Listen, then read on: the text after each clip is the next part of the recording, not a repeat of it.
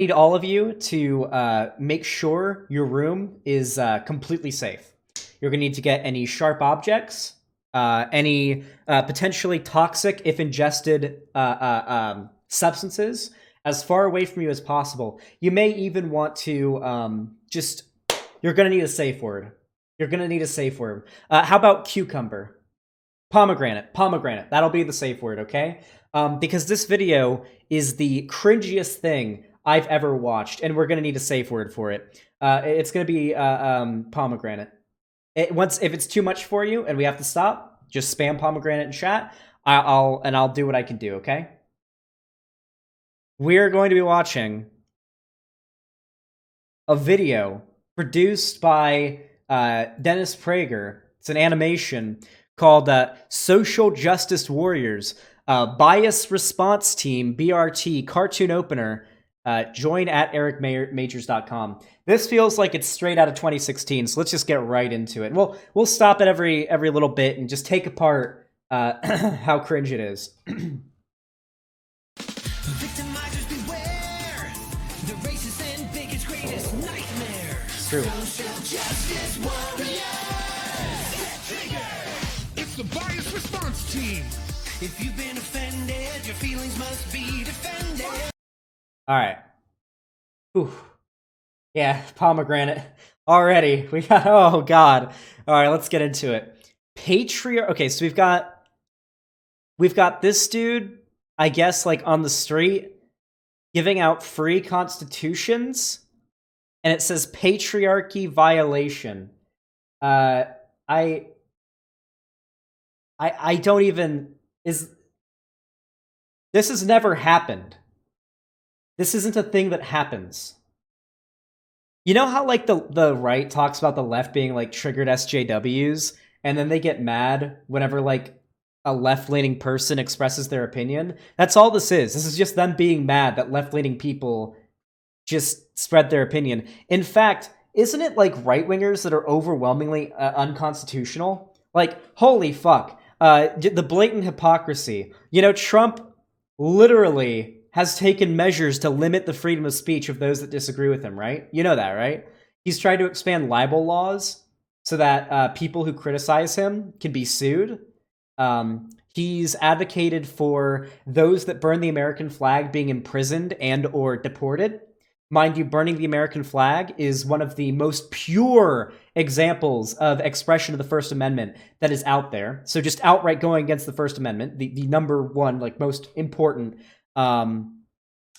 freedom in our Constitution. There's just, like, tons of examples of Trump attempting to attack the free speech of those that disagree with him. Colin Kaepernick kneeling. He said he ought to be fired for it. All Colin Kaepernick is kneel. All he did was kneel. And Trump said he ought to be fired. Doesn't sound like freedom of speech to me, buddy. Sounds like pretty anti-freedom of speech. Freedom of expression is a microaggression. Freedom of expression is a microaggression. I guess the meme that they were trying to go and make it rhyme. So for those of you guys that don't know what a microaggression is, God, that word is so cringy. The reason why everyone knows it is because of fucking South Park. Oh, God. Okay, let's, oh, God, I've already got a migraine. Kill me. Just get the gun, take me out back. Just end it, please. Okay. A microaggression, from my understanding, is a attitude or belief that, while isn't, like, outright bigoted, is like a small bias or what have you that's sort of been implemented into your mind by society. Like, for example, the idea that, like, Asian people are really good at math, or black dudes have massive dicks, right? Ideas like that aren't, like, harmful necessarily or outright harmful, but, like, when you really think about it, are kind of racist. They're, like, stereotypes. Nobody has fucking mental breakdowns over microaggressions. It just hasn't happened. They're, like, trust me, I was a reactionary during the peak of the anti-SJW skeptic community bullshit, okay? If there was a video of some purple-haired feminist on a college campus screaming, "That's a microaggression!" I would have seen it, okay? I would know about it, all right? I promise you, I would know about it. And it's just not a thing that happens. Microaggressions are like a sociological term specifically meant to acknowledge small biases and ideas that people in society may have that are based on certain like prejudices or racialized stereotypes, right? That's all it is. People don't actually get pissed off at microaggressions. Have these people like gaslit themselves? Do you think these people saw that like South Park episode? Do you think these people saw the South Park character, a PC principal, and saw him like getting super mad about the microaggressions and were like, yeah, this is a real thing, and didn't realize that it's like hardcore satire and that this isn't the thing that exists in the real world? Like, this just isn't a thing that happens. Here comes Angela Freddy.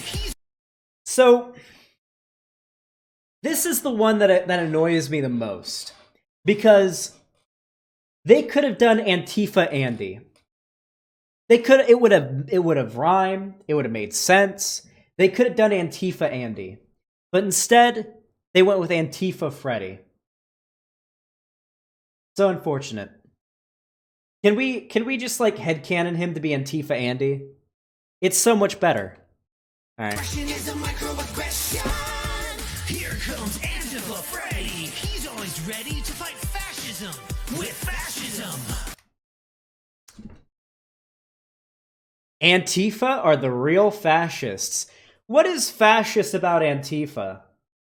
These people don't even know what they don't even know what fascism is. It's hilarious. Yeah, unironic horseshoe theory. Hold on. Let's go ahead and do a simple Google search of fascism. Now, the problem with fascism is, while there is a definition of it that is recognized in like the dictionary and whatnot, which we're going to read in a second, which does not apply to Antifa. The problem with fascism is it isn't a cogent ideology. Like socialism, for example, is a academic ideology. It came about through academia, through philosophy, through actual like understanding of the world, while fascism is an incoherent ideology that came to existence through the socio-political and material positions of particular societies that felt a massive amount of disillusionment with things like immigration, multiculturalism, and progression. And it's a rejection of Enlightenment thought, and it is distinctly far right.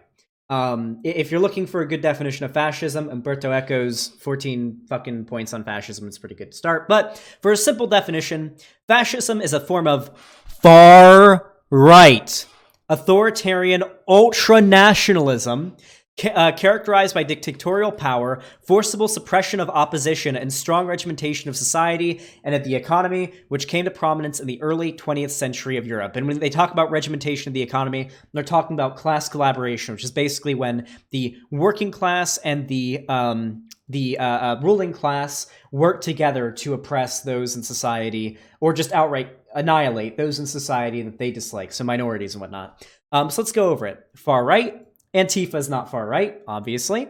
Authoritarian, no, not really. I mean, they're fighting the police. It's those that are against Antifa and BLM and whatnot that are authoritarian, that are cheering on when the cops shoot gas canisters and rubber munitions at protesters and Antifa dudes. Ultranationalism, well, they're against nationalism. Most of these Antifa types want open borders, so no.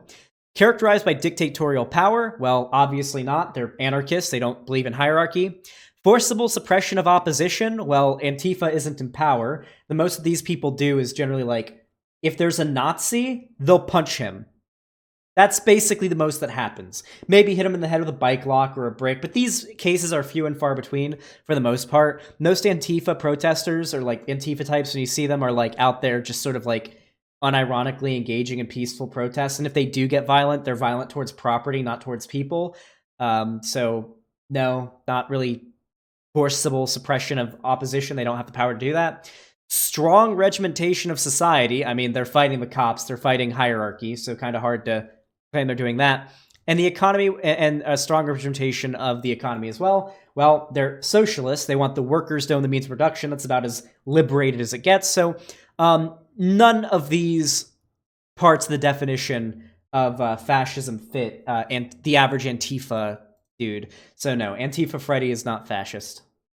Starbucks windows don't stand a chance. I do like how they say he's fascist. Do they think that fascism is when Starbucks windows get shattered? Fascism is when businesses of Jewish people are getting shattered, and said Jewish people are being pulled out of their homes in the night to get shipped off to camps. This is in no way comparable. Let's continue. He's a systematic racism finder. Using the powers of scream. There wasn't really any arguments there. I mean, yeah, systemic racism is real. Racists are out there. Generally, racist people don't act overtly racist for obvious reasons, because while racism is still enabled quite a bit, most kinds of bigotry are like looked down on by most like pop culture and general society. So people dog whistle, they engage in euphemism, they try to hide it, sort of enshrined in things like the drug war. There are many policies such as stop and frisk and just our basic current like criminal justice system that massively disproportionately affect Black people. These are backed up by academics, massive studies. It's literally the academic consensus that these are things that exist. And I mean, this is just a thing that's real. And if you have a fairly analytical mind, then you can take a good look at these issues and at these stats and recognize that, yeah, there is racism. And you kind of have to, you don't even have to look for it. You just have to be observant. Hey, Vermin. Welcome to the stream, and I'm sorry. The safe word is pomegranate, by the way. If this gets to be too much for you, the cringe here, the safe word is pomegranate. Just letting you know.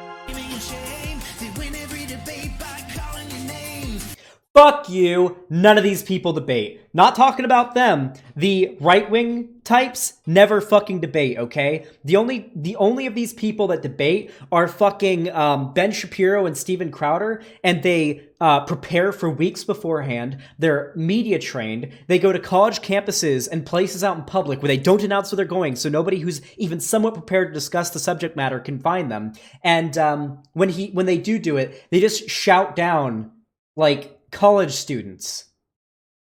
And when you have somebody like Caitlin Bennett, who isn't like a super media trained professional, who ends up talking to these types of people, they end up getting blown the fuck out. Caitlin Bennett makes a fool of herself in every fucking video. Every time. And when we talk about the online right-wing demagogues, they fucking pussy out once they realize they don't stand a chance. Sargon and Styx Hexenhammer and all the rest of fucking right-wing Breadtube made videos on the same day. They put out like these videos in like the same couple days saying, don't debate the grift left tube.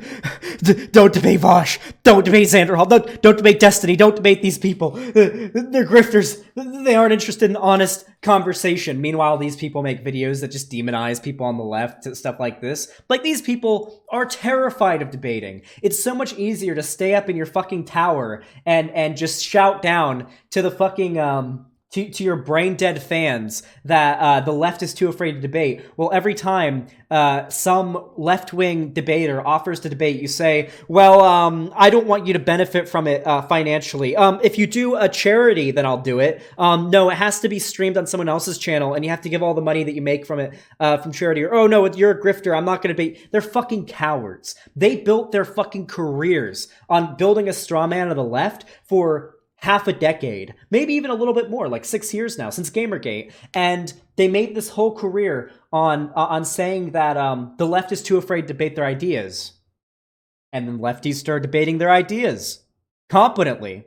And now they're all running scared. That's why these types, like, other than like Sargon, these types are fucking dying out in relevance. It's more like the milquetoast sort of like right center leaning kind of insert some reactionary ideas into your videos types that are getting prominence. Like the outright right wing propaganda isn't getting as big anymore. Besides, like Tim Pool, for example, these are the types of people that are taking off.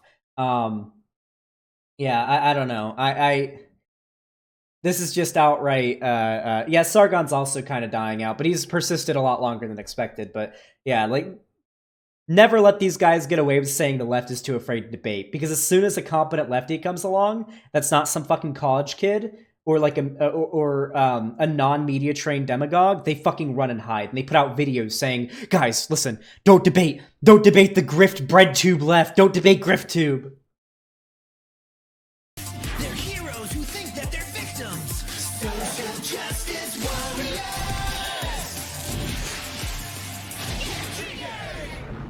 Damn, dude. I guess we should talk about the triggered lefty stereotype too to wrap this little bit up. Right-wingers are the most puritanical, triggered people on Earth. They get triggered at every little fucking thing. Oh, an Arthur episode had a gay wedding. They got triggered. The fucking Tifa Lockhart's boobs in the new Final Fantasy game were like 1 cup size smaller. They got mad. A woman had muscles in The Last of Us 2, and there was a trans character. They got triggered. Fucking, what else?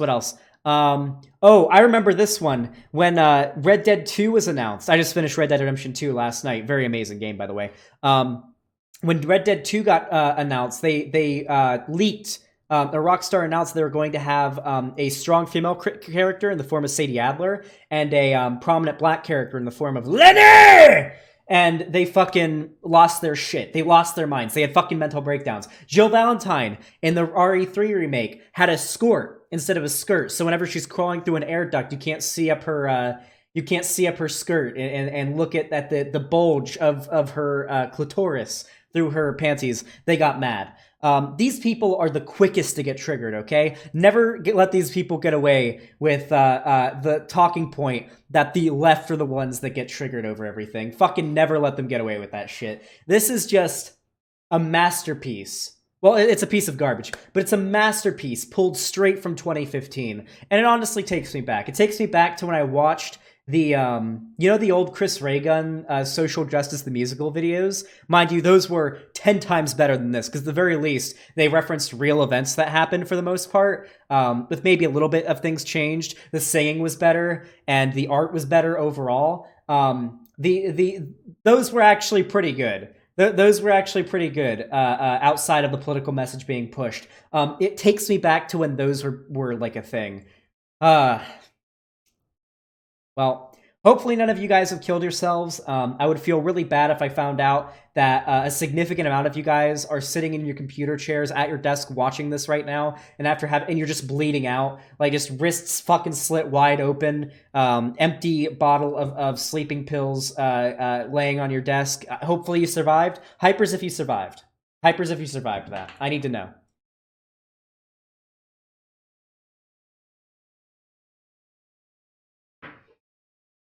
They could have probably afforded to pay the artist, Vermin, but I wouldn't be surprised if they did I wouldn't be surprised if they did a I'll pay you an exposure thing. Okay, I'm glad. Most of you are alive. Most of you are still kicking.